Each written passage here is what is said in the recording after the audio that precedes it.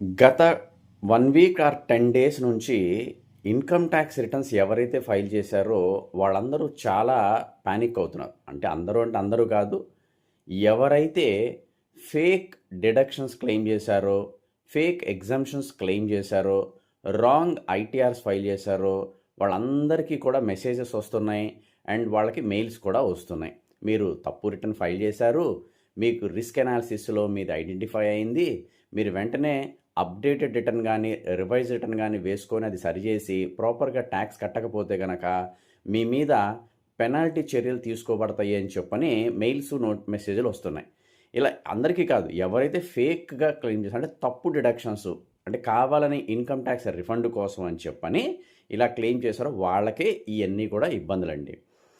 So ఏం చేయాలి వీళ్ళు అని చెప్పన్న దాని గురించి నిన్న ఇన్కమ్ ట్యాక్స్ డిపార్ట్మెంట్ వాళ్ళు ఒక ప్రెస్ రిలీజ్ ఇచ్చారు. ఈ రిస్క్ అనాలిసిస్ సిబిడిటీ వాళ్ళు రిస్క్ అనాలిసిస్ ద్వారా ఏదో నడ్జ్ అని చెప్పని ఏదో పెడుతున్నారు. దాని ద్వారా కొన్ని ఐడెంటిఫై చేసి 80C కింద అంటే ఇన్సూరెన్స్ పే చేయకపోయినా పే చేసినట్టుగా, హెల్త్ ఇన్సూరెన్స్ పే చేయకపోయినా పే చేసినట్టుగా, లేదా డొనేషన్స్ ఇవ్వకపోయినా ఇచ్చినట్టుగా, పొలిటికల్ పార్టీకి డొనేషన్స్ ఇచ్చినట్టుగా, ఇంకా ఎంప్లాయీస్ అయితే కనుక లీవ్ ఎన్కాష్మెంటో లేదంటే హెచ్ఆర్ఏ అని చెప్పానో, లేదంటే కన్వేయన్స్ అలవెన్స్ అని చెప్పానో, లేదంటే గ్రాట్యుటీ ఎగ్జామ్షన్స్ ఉన్నాం. ఇలా అంటే వాళ్ళ దగ్గర ప్రాపర్ ఎవిడెన్సెస్ లేకుండా, ఎలిజిబిలిటీ లేకపోయినా ఇన్కమ్ ట్యాక్స్ రిఫండ్ కోసం అని చెప్పని ఇలా ఫేక్ రిటర్న్స్ కనుక ఫైల్ చేసుకున్న వాళ్ళందరికీ ఇది చాలా ప్రమాదకరమైన విషయం.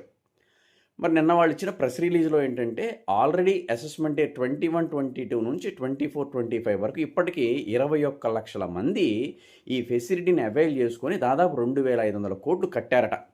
అండ్ ఇంకా కరెంట్ ఇయర్ అంటే అసెస్మెంట్ 25-26 ఏమో ఇప్పుడు దాదాపు 15 లక్షల మంది ఇప్పటికే రివైజ్ రిటర్న్స్ వేసుకున్నారు.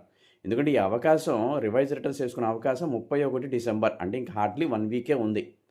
ఏమవుతుంది సార్ ఇది నేను చూసుకోకపోతే అని చెప్పానంటే ప్రమాదం ఏంటంటే 1 జనవరి తర్వాత ట్యాక్సు ఇంట్రెస్ట్తో పాటు పెనాల్టీస్ కూడా పడే అవకాశాలు ఉన్నాయి. ఎడిషనల్ ట్యాక్స్ పడుతుంది ప్లస్ పెనాల్టీస్ కూడా పడతాయి.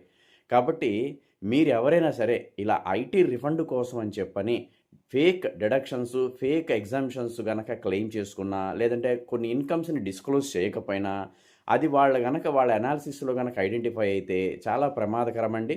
కాబట్టి మీకు ఎవరికైనా సరే ఇలాంటి మెసేజెస్ కానీ ఏదైనా వస్తే కనుక నెగ్లెక్ట్ చేయొద్దు. ఉదాహరణకి నిన్న మా దగ్గరికి ఒక కేసు వచ్చింది. వాళ్ళు 80G కింద డొనేషన్స్ నిజంగానే ఇచ్చారు. కాకపోతే పొరపాటున 50%లో చూపించకపోయి 100%లో చూపించారంట.